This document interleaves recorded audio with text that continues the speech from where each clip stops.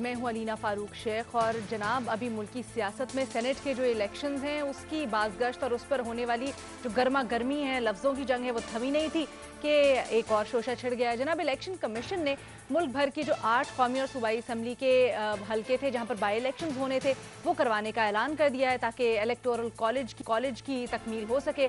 इस ज़िम्न में अब सवाल ये खड़ा होता है कि एक जानिब तो ठीक है इलेक्शंस होंगे, लेकिन दूसरी जानिब अपोजिशन अपने इस्तीफे क़यादत को जमा करवा रही है, पार्टी क़यादत को, और कहती है कि जी हम मुस्ताफ़ी हो जाएंगे। और साथ ही साथ लॉन्ग मार्च की तैयारियां हो रही हैं, मुल्क गिर एहतजाज हो रहा है। ऐसे माहौल में क्या इन बाई इलेक्शंस में अपोजिशन हिस्सा लेगी, और अगर लेती है तो उसके सियासी मज़मरात क्या होंगे? इस सारी सूरत हाल के ऊपर हमने सवाल तरतीब दिया है और कल वज़ीर आज़म ने एक इंटरव्यू भी दिया है, उसमें चैलेंज भी किया अपोजिशन को, उसकी भी बात करेंगे। बुनियादी सवाल पूछी हूँ अपने एनालिस्ट से कि क्या अपोजिशन का ज़िमनी इलेक्शंस में हिस्सा लेना उनके बयानिए को कमज़ोर कर सकता है? हाँ या नहीं के ऑप्शन है हमारे एनालिस्ट के पास। पैनल पर आज हमारा साथ दे रहे हैं इरशाद भट्टी साहब, महमूद सरफराज साहिबा, बेनज़ीर शाह साहिबा, रसूल बख्श रईस साहब और मज़हर अब्बास साहब भी हमारे साथ हैं। महमल, आपसे आगाज करते हैं। क्या आपको लगता है वो अपोजिशन जो कि अपनी पूरी की पूरी एहतजाजी तहरीक बेसीसी पे कर रही है और कहती है हमारा ट्रम्प कार्ड है इस्तीफे, वो इन इलेक्शंस में हिस्सा लेगी, बाई इलेक्शंस में? देखिए, हिस्सा तो ले रहे हैं क्योंकि तीन गालिबन जो सीटें हैं इसमें, वो जो सूबाई सीटें हैं वो सिंध असेंबली और उसके अंदर पीपल्स हाँ। पार्टी तो हिस्सा ले भी रही है जहां तक अभी तक जो खबरें हैं। और इसके अंदर जो चीजें वो ये कहते हैं कि सेनेट के जो इलेक्शन है, क्योंकि वो इलेक्टोरल कॉलेज नहीं जो कंप्लीट होता इसके बगैर, इन बाई इलेक्शंस के बगैर, तो इस वजह से ये इलेक्शन जो है करवाने भी पड़ रहे हैं और कोविड के प्रॉपर एसओपीज फॉलो करके जो है वो करेंगे।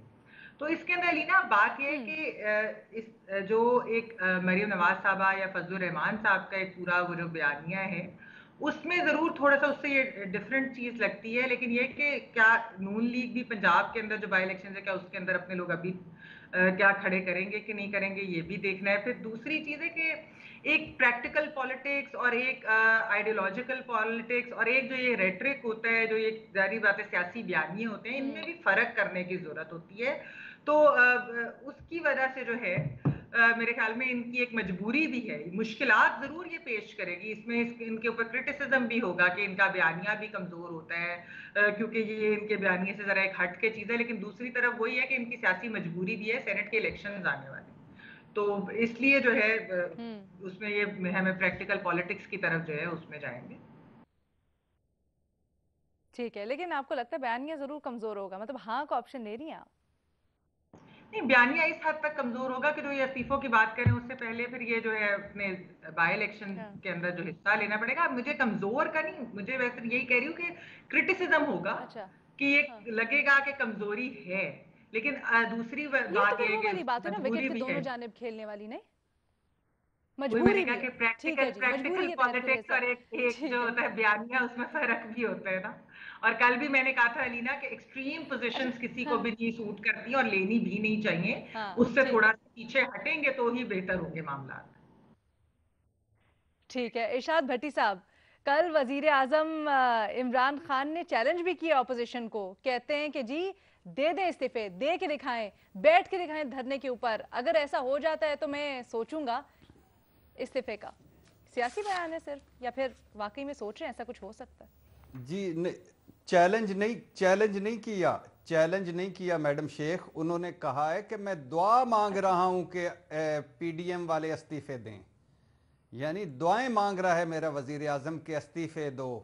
और वो कहा है कि एक हफ्ता धरने पर आकर बैठें तो उसके बाद मैं सोचूंगा।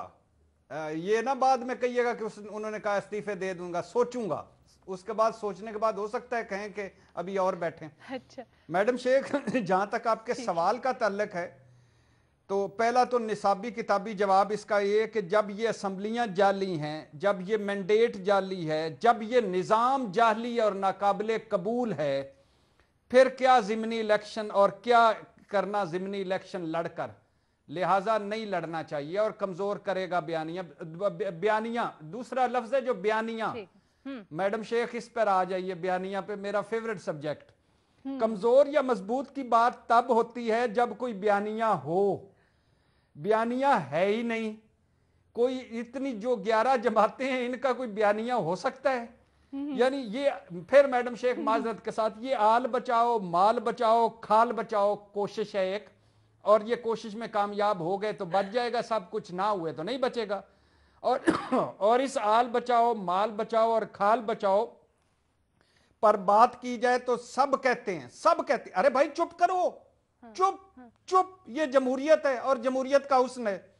अच्छा, आपका कोई इलेक्शन मुतनाज़े, कोई ऐसा इलेक्शन जो मुतनाज़े ना हो, सब जमातों ने मिलकर इलेक्शन को, कभी जिंदगी में सारी जमातें इकट्ठी बैठी हों आपकी और मेरी जिंदगी में, मेरी जिंदगी जरा ज्यादा लंबी है आपकी कम है, तो सब जमातों ने मिलकर इलेक्शन को बैठकर फूल प्रूफ गलतियों से पाक करने की कोई अटेम्प्ट की हो। अच्छा, जमहूरियत का हुस्न देखिए, पिछले इलेक्शन में इमरान खान सड़कों पर थे, पीपल्स पार्टी नून लीग जेयूआई पार्लियामेंट में थी। अब इमरान खान साहब पार्लियामेंट में हैं, पीपल्स पार्टी नून लीग जेयूआई सड़कों पर है, रोंदू सियासत।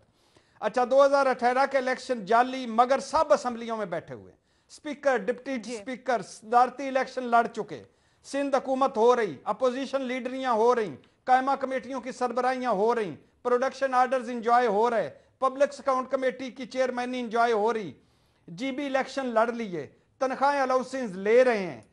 और भाई खत्म करो, जाओ ये तनख्वाहें अलाउंसेस वापस करो 2-2.5 सालों की, और वापस जाओ अपने घरों में और जाके तहरीक चलाओ। अच्छा मैडम शेख, आखिरी बात, बड़े मजे की बात जी, बड़े मजे की बात, आखिरी बात सुन लीजिएगा। भुट्टो वाले और जिया वाले इकट्ठ आमने सामने हों, यानी मुकाबला कर रहे हों, तो जमहूरियत का हुस्न होता है। भुट्टो वाले और जिया वाले यानी कातिल और मकतूल इकट्ठे हों तो जमहूरियत का हुस्न होता है। ENP अचकजई और मौलाना साहब मुखालफतें एक दूसरे की कर रहे हों तो जमहूरियत का हुस्न होता है। ENP अचकजई मौलाना साहब इकट्ठे हों तो जमहूरियत का हुस्न होता है। नवाज बयानिया अलग, शहबाज बयानिया अलग, तो जमहूरियत का हुस्न। दोनों बयानिए एक, नून में से शीन नहीं, शीन में से नून नहीं निकलेगी तो जमहूरियत का हुस्न। हर वजीर आजम को मुद्दत पूरी करनी दी जाए, हर असम्बली को मुद्दत पूरी करनी चाहिए, जमहूरियत का हुस्न। और इस वजीर आजम को 2.5 सालों बाद घर भिजवा दो, जमहूरियत का हुस्न। भट्टी साहब आपका जवाब आ गया, ओके वही पुराना मेरा वही पुराना, क्योंकि कौन से आपने सवालात नए लाए और कौन से ये लोग नए आ गए कली कराकर, भांडे कली कराकर आप ले आए, और तो मैं भी भांडे कली कराकर नए जवाब। रसूल बख्श रईस साहब, आप इस सिचुएशन को किस तरह से देख रहे हैं? पहले तो सेनेट इंतखाबात की हम डिस्कशन कर रहे थे और वही नहीं डिसाइड हो रहा कि क्या करेगी ऑपोजिशन, अब एक और चैलेंज। मेरा ख्याल ये है कि इस फैसले ने हिज़्ब इख्तिलाफ की सियासी जमातों को मुश्किल में डाल दी है कि अगर इंतखाबात में हिस्सा नहीं लेते और अपने बयानिए पे कायम रहते हैं कि निज़ाम दुरुस्त नहीं, इंतखाबात के नतीजे में जो असम्बली और हुकूमत बने हैं वो नाजायज़ हैं, उनकी कोई आईनी हैसियत नहीं, जिसका वो हिस्सा है, उनमें तजादात मौजूद हैं, तो अब अगर इंतखाबात में हिस्सा लेते हैं तो मेरे नज़दीक उनका जो भी बयानिया है वो कमज़ोर होगा, और अगर नहीं लेते तो जाहिर है कि फिर तो मैदान तहरीक इंसाफ के हाथ लगेगा और उससे उनकी जो अद्दी अक्सरियत है सेनेट में वो बढ़ सकती है, तो मुश्किल में है। लेकिन मेरा अपना ख्याल ये है कि वो इंतखाबात में ज़रूर हिस्सा लेंगे और साथ अपना बयानिया भी जारी रखेंगे और ये भी कहते रहेंगे कि जी वक्त आने पर हम इस्तीफ़ा भी देंगे, असम्बलियों से बाहर भी निकलेंगे, लॉन्ग मार्च भी करेंगे, इमरान खान को घर भिजवाएंगे, हुकूमत गिराएंगे, ये सब कुछ कहते रहेंगे, लेकिन इंतखाबात में वो जरूर हिस्सा लेंगे। बयानिया उनका कमजोर होगा, लेकिन यहाँ मुल्क में हिस्सा लेंगे और बयानिया भी इससे कमजोर होगा। जी कम। और मैं ये कह रहा था कि देखिए हमारी जो सियासत हमेशा से रही है वो तजादात का शिकार सियासत तो नहीं, लेकिन जो सियासतबाज है वो उनको कोई फर्क नहीं पड़ता, एक दिन कुछ कहते हैं दूसरे दिन कुछ कहते हैं। माजी में उनका जिस तरह भट्टी साहब ने कहा, मैं उनसे इत्तेफाक करता हूँ कि उस वक्त वो क्या कहते थे जब इमरान खान सड़कों पे थे और वो असम्बली के सामने बैठे हुए थे, पड़ाव डाला हुआ था, अब वहां पे ये पड़ाव डालना चाहते हैं। ये तजादात तो मौजूद हैं, उन तजादात के साथ पाकिस्तान की सियासत होती रहेगी, हिज़्ब इख्तिलाफ वही कुछ करती रहेगी जो अब कर रही है। लेकिन मैं समझता हूँ कि फिर ठीक है, हुकूमत लेकिन इस दफा ऑपोजिशन ये कहती है, और ऑपोजिशन अपनी तहरीक भी सिरे चला रही है, कह रही है कि जी हम जो पहले होता आया है अब वो नहीं करना चाहते, अब इस निजाम को चेंज होना पड़ेगा। अभी तक जो हमारे 3 एनालिस्ट बोले वो ये कहते हैं कि अगर ज़िमनी इलेक्शंस में हिस्सा लिया ऑपोजिशन की जमातों ने तो कमजोर होगा उनका बयानिया। बाकी दो क्या कहते हैं, एक ब्रेक के बाद जानिए। जनाब, हम बात कर रहे हैं ज़िमनी इंतखाबात की, जिसके शेड्यूल का ऐलान इलेक्शन कमीशन ने कर दिया है। 8 सीट्स हैं जिसके ऊपर ज़िमनी इलेक्शंस होंगे कौमी सूबाई असम्बली की। क्या अगर ऑपोजिशन इसमें हिस्सा लेती है तो उनका बयानिया कमजोर होगा, ये पूछ रहे अपने एनालिस्ट से बेनज़ीर शाह साहिबा। लीना, मेरे ख्याल से ये ऑपोजिशन के लिए काफी बड़ा इम्तिहान होगा, क्योंकि एक तरफ तो आप कह रहे हैं कि हम इस निज़ाम को नहीं मानते, हम इस हुकूमत को नहीं मानते, हम इस सिस्टम को नहीं मानते, और 2018 के इलेक्शन में धांधली हुई थी, तो अब सिस्टम भी वही है, निज़ाम भी वही है, अब उसी सिस्टम के अंदर आप एक इलेक्शन में हिस्सा ले रहे हैं, तो मेरे ख्याल से इससे नुकसान तो जरूर पहुंचेगा उनके बयानिया को। दूसरी बात यह है कि ऑपोजिशन जो है वो काफी देर से डटी हुई है इस बात पे कि हम सूबाई और कौमी असेंबलियों से रेजिग्नेशन देंगे, मतलब इस्तीफा देंगे। अगर आप ये स्केड्यूल देखें ज़िमनी इलेक्शन का, तो एक इलेक्शन है 18 जनवरी को, और जो मैंने पता लगाया है बाकी जो 7 सीटों पे इलेक्शन है वो शायद कह रहे हैं कोई मिड फरवरी में होगा, मतलब 15 फरवरी तक जाके होगा। तो अगर आपने अगले महीने तक या अगले महीने की आखिरी हफ्ते में जाके इस्तीफे ही दे देने हैं कौमी और सूबाई असेंबली से, तो फिर आप इन ज़िमनी इलेक्शन में हिस्सा क्यों ले रहे हैं? आप हिस्सा लेंगे, उसके बाद आपके उम्मीदवार जीतेंगे और आप उनसे कहेंगे आप रिजाइन करें, आप हलफ ना लें। मतलब मुझे तो ये एक किस्म का मिक्स सिग्नल लगता है। दूसरी चीज ये है अलीना कि ये जो स्केड्यूल है अभी ज़िमनी इंतखाबात का, इससे एक और चीज भी होती है, वो ये है कि एक तरफ दूसरी तरफ हुकूमत भी ये बात कह रही है कि हम सेनेट के इलेक्शन जल्दी कराएंगे, और अगर ये स्केड्यूल आप देखें तो अगर मिड फरवरी तक जाके होते हैं तो उसके बाद इलेक्शन कमीशन को लगते हैं 3 दिन और उनको चाहिए होते हैं फाइनल रिजल्ट तैयार करने में। तो मतलब 19 फरवरी से पहले आप सेनेट के इलेक्शन नहीं करा सकते, क्योंकि इलेक्शन कमीशन इन ज़िमनी इंतखाबात में बिजी होगी।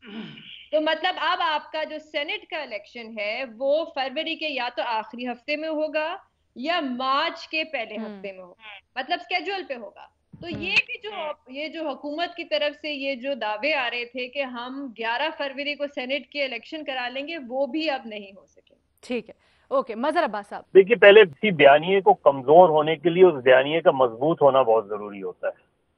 बयानिया मजबूत होता है तो कमजोर होता है। यहाँ तो बुनियादी बयानिया ही कमजोर है। यानी मुझे अभी तक ये लॉजिक नहीं समझ में आ रही कि ये इलेक्शन 2018 के इलेक्शन में धांधली थी, लिहाजा नए इलेक्शन कराए जाएं और वजीर आजम इस्तीफा दें।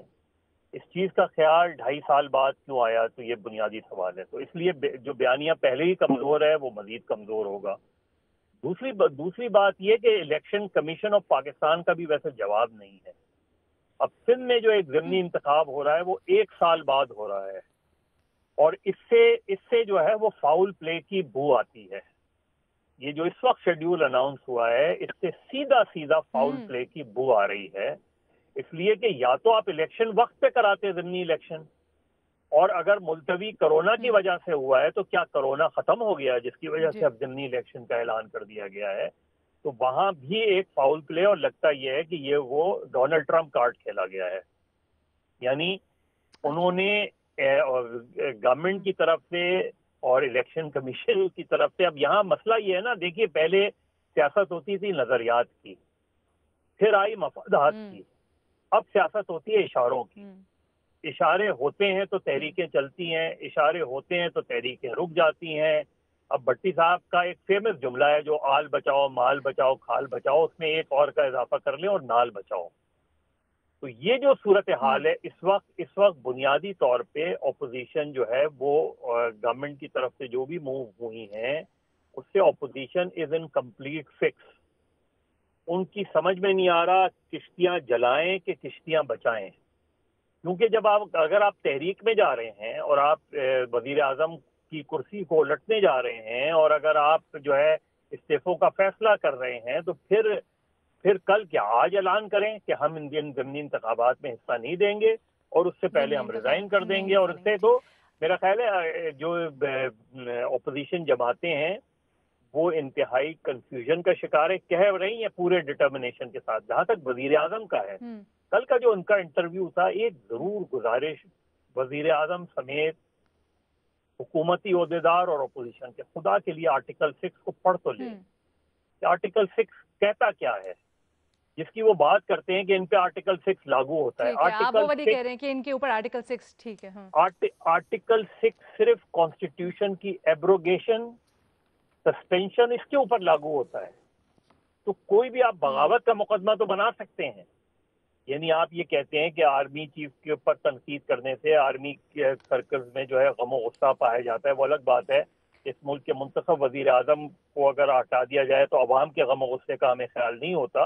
लेकिन बहरहाल ये जो इम्पोर्टेंट चीज़ है कि आर्टिकल 6 कम से कम इस तरीके से बात करते हुए, जब हम ये देखते हैं कि हर चीज़ पे जहाँ आर्टिकल 6 लागू होता है वहाँ तो हम लागू करते नहीं है, वहाँ हो नहीं सकता, तो हम दूसरी जगहों पे लागू करने की कोशिश करते हैं। तो मेरा ख्याल है थोड़ा सा इस पे जरूर गौर करना चाहिए कि इस तरह हमें स्वीपिंग स्टेटमेंट नहीं देने चाहिए। बाकी जो वजीर आजम जो ने सेनेट का इलेक्शन हो या उन्होंने अब अपोजिशन को चैलेंज कर दिया है कि अब देखो इस्तीफों से वापस ना आना, इस्तीफों के डिमांड से पीछे ना हटना, और वो मुझे लग ये रहा है कि उनको ये रिपोर्ट्स हैं कि ये इस्तीफे नहीं दे रहे, ये सेनेट के इलेक्शन से पहले नहीं देंगे इस्तीफे, सेनेट के इलेक्शंस में जाएंगे। सेनेट के क्योंकि कौमी असेंबली खत्म हो जाए, सूबाई असेंबलियां खत्म हो जाए, सेनेट खत्म नहीं होती, लिहाजा कोई भी सेनेट के इलेक्शन से नहीं जाएंगे। इसलिए सेनेट के इलेक्शन से पहले कोई रेजिग्नेशन नहीं दे रहा, कोई रिजाइन नहीं कर रहा। ठीक है जी, हाँ ठीक है जी, ठीक है। हमारा पैनल आमस है हाँ के ऑप्शन के ऊपर, यानी सब यही कह रहे हैं वन वे और दी अदर कि जी जो अपोजिशन का बयानिया है अगर वो इन इलेक्शंस में हिस्सा लेती है, ऐलान कर देती है, और जैसे कि इशारे भी मिल रहे हैं तो उससे कमज़ोर होगा। छोटी सी ब्रेक लेते हैं, वापस आते हैं दूसरे सवाल के साथ। जनाब इट्स सोशल इशू सैटरडे और आज हमने एंटरटेनमेंट इंडस्ट्री की कुछ बात करनी है क्योंकि हाल ही में एक बहस छिड़ी। आपने देखा होगा वज़ीर आज़म इमरान खान ने अक्सर किताबें भी रेफर करते हैं, अपने सोशल मीडिया से शेयर करते हैं, इसी तरह से कुछ ड्रामाज भी रेकमेंड करते हैं। वो अभी तक जो उन्होंने 2 ड्रामाज रेकमेंड किए हैं वो हैं टर्की से ताल्लुक़, यानी तुर्किश ड्रामे हैं वो। तो जी अब ये है कि जो तुर्की के ड्रामे हैं ये दिखाए तो जा रहे हैं, मकबूलियत भी हो गई है अदाकारों की बहुत पाकिस्तान में, इनको बुलाया भी जा रहा है, इज़्ज़त अफजाई की जा रही है, ब्रांड एम्बेसडर्स हैं मुख्तलिफ। तो जो हमारे मकामी स्टार्स हैं उनको शायद ये बात अच्छी नहीं लग रही है। फहद मुस्तफ़ा साहब ने सोशल मीडिया का सहारा लिया और खुलकर इस बात का इजहार किया कि जी अभी हाल ही में इर्तुगरुल के जो लीड एक्टर हैं वो आए थे पाकिस्तान और उनको बुलाया, ब्रांड एम्बेसडर बनाया, पैसे दिए। तो ये ठीक है, दूसरे ममालिक के लिए कर लें, लेकिन अपनी तरफ भी मतलब अपने मकामी स्टार्स की तरफ भी कुछ नज़र करें। उन्होंने ये ज़रा तनकीद की। सेनेटर फैसल जावेद आए, उन्होंने कहा जी ये तो अपॉर्चुनिटी है, आप इसको थ्रेट मत देखें, यानी ख़तरा नहीं है, ये हमारे लिए सीखने का मौका है। तो अब ये जो 2 राय है इसके ऊपर कि जी क्या बाहर से स्टार्स को बुलाना या बाहर के ड्रामाज को प्रमोट करना ये हमारे लिए ख़तरा है या फिर वाकई मौका है, अपॉर्चुनिटी है सीखने के लिए, इसके ऊपर अपने एनालिस्ट की राय जानते हैं हम। बेनज़ीर आपसे आगाज़ करना चाहेंगे गुफ्तगू। लीना, ये तो मेरे ख्याल से सबकी यही राय होगी कि ये एक अपॉर्चुनिटी है। कंपटीशन किसी भी सेक्टर में, किसी भी इंडस्ट्री में बुरा तो नहीं होता, उससे तो फायदा ही होता है, इंडस्ट्री बेहतर होती है। आपको याद है जब बॉलीवुड मूवीज पाकिस्तान में आई थी तो कितने सिनेमा हाउसेस खुल गए थे, और अगर आप इन सिनेमा ओनर से अब बात करें जब से बॉलीवुड पे बैन लगा है तो वो बहुत ज्यादा नुकसान में है। और ये जो सिनेमा हाउसेस थे इसमें सिर्फ बॉलीवुड की मूवीज तो नहीं चल रही थी, इसमें पाकिस्तानी मूवीज चल रही थी, बल्कि मुझे तो लगता है हमारी पाकिस्तानी मूवीज की प्रोडक्शन बहुत बेहतर हुई थी इस कंपटीशन की वजह से। एक और जो फायदा होता है वो ये होता है लीना, कोलैबोरेशन। जब आपकी बाहर से कंपनीज आती हैं आपके मुल्क में तो वो आपकी लोकल कंपनीज के साथ कोलैबोरेट करना चाहती हैं, वो चाहती हैं कि आपके एक्टर्स उनकी मूवीज में काम करें या उनके एक्टर्स आपकी मूवीज में काम करते हैं, इससे भी बहुत फायदा होता है। तो मुझे तो बिल्कुल नहीं समझ आती कि इससे नुकसान क्या होगा। ये कंपटीशन है, इससे प्रोडक्शन बेहतर होगी। एक मेरे ख्याल से इनसिक्योरिटी की शायद को एक्टर्स थोड़े सिक्योर है, कंपटीशन को पॉजिटिवली लेना चाहिए। इरशाद भट्टी साहब, लेकिन माजरत के साथ थोड़ा सा रवैयों का भी ये है कि हम एक चीज जब आती है तो उसके पीछे ही पड़ जाते हैं और फिर हम उसी को सारी लाइमलाइट में ले आते हैं। टर्किश ड्रामा शुरू हुए तो हमने उनके स्टार्स को सर पे बिठा लिया और अपने को बिल्कुल इग्नोर कर दिया, ये भी फैक्ट था। मैडम शेख, मुझे तो आज तक ये समझ ही नहीं आई कि अर्तुगरुल क्यों दिखाया गया। अगर उस्मानिया राज से इसका कोई ताल्लुक है तो उससे पहले भी बहुत कुछ है हमारे पास इस्लाम का और मुस्लिम होने की हैसियत से, वो कुछ क्यों नहीं दिखाया गया। दूसरी बात है अर्तुरुल दिखाना और सऊदी अरब और यूएई जैसे दोस्तों को नाराज करना, ये मेरी समझ से बालातर है। तीसरी बात है कि पीटीवी का रेवेन्यू तो बेहतर हुआ, मगर जो ज़र मुबादला वो वापस ले गया सऊदी अरब, और जो तेल की वो ख़त्म हो गई हमारी, वो जो एक पेमेंट वो हमें दे रहे थे डेफर पेमेंट पर, उसका क्या बना। चौथी बात, 2.5 साल हो गए इमरान खान साहब की हुकूमत को, अपनी फिल्म इंडस्ट्री, अपने ड्रामे, अपना सिनेमा, अपना टीवी, अपना रेडियो, अपना कल्चर, अपनी सकाफत, अपने फनकार, अपने अदाकार, अपने गुलूकार, क्या किया? कुछ एक भी काम किया हो इमरान खान साहब ने? बड़े बड़े फनकार भूखे मर रहे हैं। अच्छा, और आखिरी बात, अर्तुरुल के साथ जो इस कौम ने किया है वो भी कमाल है। जिस हाउसिंग सोसाइटी ने ब्रांड एम्बेसडर बनाया था वो मुबैना तौर पर मुतनाज़े निकली। जो इनके मेजबान थे उन्होंने आधे पैसे नहीं दिए। और वैसे वो तो जो मलेशिया, तुर्की, चीन में हमारी कुछ इज्जत है, वो जो 2 नंबरियां हम फरमा रहे हैं अल्लाह के फजल से वो भी ठीक हो जाए। हमारा बैरून मुल्क भी जिस तरह की हेडलाइंस बन रही है ना, उसके बाद मजहर अब्बास साहब, इरशाद भट्टी साहब सवाल उठाते हैं कि जी इन 2-2.5 सालों में अपनी इंडस्ट्री के लिए क्या किया हुकूमत ने? नहीं, बिल्कुल ठीक सवाल उठाया। देखिए हमारा प्रॉब्लम क्या है, जरा हम, चाहे वो यहाँ कंपटीशन की बात हो रही है, बिल्कुल ठीक है, अपॉर्चुनिटी का ही ऑप्शन लेता हूँ मैं, लेकिन अपॉर्चुनिटीज के लिए आप कंपटीशन को तो ओपन करें। आप तो कंपटीशन में भी पहले आप सिलेक्ट कर रहे हैं कि सिर्फ इनके साथ हम कॉम्पीट करें, बाकियों के साथ क्यों ना करें हम कॉम्पीट। तो जब तक आप अपनी इंडस्ट्री को स्ट्रांग नहीं करेंगे, अपने सिनेमा को स्ट्रांग नहीं करेंगे, हमारे यहाँ बदकिस्मती से हम एक बंद माशरा होते जा रहे हैं। हम खुला माशरा नहीं है। हम थे एक जमाने में, बहुत ज्यादा खुला माशरा था। हम जो है कंपटीशन में हिस्सा लेते, हर फील्ड में आप उठा के देख लें, एंटरटेनमेंट उठा के देख लें, हमारे ड्रामे बहुत अच्छे हुआ करते थे। तो हम कंपटीशन में भी जब जाते हैं तो क्वालिटी में गिर जाते हैं हम। अगर आप देखें कि एक जमाने में हमारा ड्रामा इंडियन ड्रामों से बहुत आला होता था, फिर हमने इंडियन ड्रामे पिक करने शुरू कर दिए, उनके कंपटीशन में चले गए और अपनी इंडस्ट्री को बैठा दिया। तो कोई भी अपनी इंडस्ट्री की कॉस्ट पे कभी भी नहीं करता। आप अपनी इंडस्ट्री को अपॉर्चुनिटीज दें। सिनेमा को साल से सदियां गुजर गई, कहा कि भाई टैक्स फ्री कर दो, कम टैक्स कर दो, ग्रोथ करने दो। खेलों के मैदान खत्म हो गए, सकाफती सरगर्मियां खत्म हो गई। इस चीज में जब तक देखिए अपॉर्चुनिटीज होती है, लेकिन कंपटीशन को तो ओपन करो। फैसल जावेद साहब तो खुद भी ड्रामा लिख रहे हैं। फैसल जावेद तो खुद भी एक बता रहे थे कि वो खुद भी एक ड्रामा लिख रहे हैं। लेकिन सर इसका एक भी, बिल्कुल सही कह रहे हैं, लेकिन इसका एक पहलू ये भी है, महमल की तरफ लेके जाना चाहूंगी। महमल, लोग ये भी गिला करते हैं कि जब इतना घुटन का माहौल होगा जिसमें खुल के लिख ही नहीं सकते, खुल के एक्सप्रेस ही नहीं कर सकते, चाहे अभी हाल ही में आने वाली एक सरमद खुसर साहब की मूवी को देख लें, तो फिर किस तरह से आगे बढ़ेगा हमारी इंडस्ट्री, किस तरह से प्रमोट होगी? बिल्कुल अलीना, आपकी ये सेंसरशिप वाली बात और ये घुटन के माहौल वाली बात बिल्कुल दुरुस्त है। आप ये देखिए कि 69, 70 वगैरह का अगर आप ज़माना उठा के देख लें, वहाँ तब हम पाकिस्तान जो था, it was one of the largest film makers in the world. मतलब हमारी जो थे 100 से ज़्यादा प्रोडक्शन होती थी फिल्मों की उसके, और हमारे 1200 से ज़ायद सिनेमा थे उस ज़माने के अंदर। फिर आप देखें कि 2018 में सिर्फ 20 फिल्में प्रोड्यूस हुई और 40 सिनेमा गालिबन रह गए, बल्कि उससे भी कम। अब तो कोरोना की वजह से वो सिनेमा भी हमारे बंद हो गए। असल जो मसला, इसमें मैं थोड़ा सा टाइम लूंगी, असल मसला ये है लीना, इसमें बुराई नहीं होती कि कंपटीशन आए, वो बेशक टर्किश ड्रामा आए, वो बेशक इंडियन फिल्में आए। बात सिंपल सी ये होती है कि जब आप बाहर से ड्रामा लाते हैं तो आपको वो मिलता है सस्ता। ये एक एंटी डंपिंग पॉलिसी के अंदर आ जाता है। आप समझे कि 10 लाख के अंदर आपको एक टर्किश ड्रामा मिल जाता है, और पाकिस्तान का जो ड्रामा प्रोड्यूस करना हो वो 30-40 लाख या 20-30 लाख का बन जाए। तो लोग इधर क्या करते हैं कि उसको ले आते हैं और फिर उसके ऊपर टैक्स उस तरीके से नहीं है। फवाद चौधरी साहब ने ये कहा था कि आप 50,000 रुपया पर मिनट इस पे टैक्स लगा दें, क्योंकि चैनल्स तो अर्न कर रहे हैं। वो चीज हुई नहीं। मरियम औरंगजेब साहबा ने एक बड़ी अच्छी फिल्म पॉलिसी बनाई थी, जो फवाद चौधरी जब इंफॉर्मेशन मिनिस्टर थे वो आगे लेकर गए उस चीज को, उन्होंने सऊदी अरब से भी बात की, बड़े इंसेंटिव्स दिए, वो कहाँ चले गए। तो एक माहौल क्रिएट हुकूमत करती है। यहाँ तक फाद मुस्तफा साहब की और जो लोकल एक्टर्स की ये बात दुरुस्त है कि जो हुकूमत ने माहौल क्रिएट करने हैं हमारी ड्रामा इंडस्ट्री और फिल्म इंडस्ट्री और एंटरटेनमेंट इंडस्ट्री को फरोग देने के लिए, वो नहीं माहौल क्रिएट हो रहा। कोई ये नहीं कह रहा कि कंपटीशन ना लाए, अच्छा होता है कंपटीशन, लेकिन बात वही है कि हमारे ड्रामे, मज़हर साहब ने भी कहा, ड्रामे फिल्में एक जमाने में इंटरनेशनल लेवल की होती थी। अब तो यहाँ पे कोई बड़ा तरीन शाहरुख खान भी पैदा हो जाए या कोई भी हो जाए, तो अगर टैलेंट को आप आगे ही नहीं लेकर जाएंगे, माहौल ही नहीं है, सेंसरशिप का माहौल है, एक टैक्सेस की एक और चीज, एंटरटेनमेंट इंडस्ट्री को नहीं, तो फिर आप कैसे आगे। तो इसलिए मौका बनाया जा सकता है, इसको खतरा ना बनाए। मैं तो ये कहूंगी हुकूमत से मौका बनाए, माहौल साजगार बनाया जा सकता है। ठीक है जी, रसूल बख्श शाही साहब।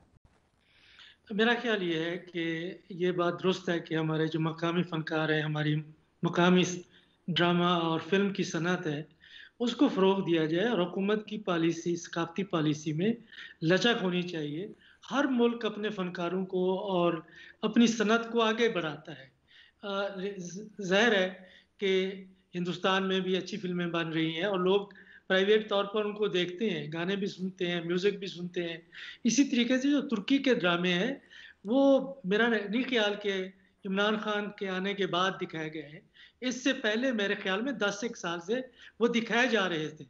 तो लोग क्यों ले आते हैं मुझे उसके बारे में नहीं मालूम, लेकिन यह है कि अगर ले आते हैं तो ठीक है, हमें अपना दिल और दिमाग बिल्कुल खुला रखना चाहिए, लेकिन उसके साथ आप कोई ऐसी आप तरजीहात मुतय्यन करें जिससे कि हम अपने फनकारों को भी आगे ले आएँ, अपनी सनत को भी आगे बढ़ाएं। और जो सब लोग बात करें, मैं उनसे इत्तेफाक करता हूं कि पाकिस्तान की सनत को भी आगे आना चाहिए, हमारे सिनेमा हाउस भी खुलने चाहिए, और जो भी हुकूमत की तरफ से सेंसरशिप की तरफ से रुकावटें हैं या टैक्सों की मद में अगर रुकावटें हैं या सरमायाकारी में कोई रुकावटें हैं तो सब दूर होनी चाहिए। एक चीज इसमें लीना मैं ऐड करूंगी, फिर आई नो टाइम कम है। फिर जो भट्टी साहब ने बात की कि अतरुल क्यों चलाया था, जो सऊदी अरब से ताल्लुकात, देखे ड्रामे से ताल्लुकात नहीं सफारती खराब होते, उसकी एक रीजनल पॉलिसीज होती है, फॉरेन पॉलिसी की वजह से और चीजें होती हैं। तो मेरा नहीं ख्याल कि अतरुल ने जो है वो हमारे जो है सऊदी अरब से ताल्लुकात खराब कर दिए। ठीक है जी, ठीक है जी।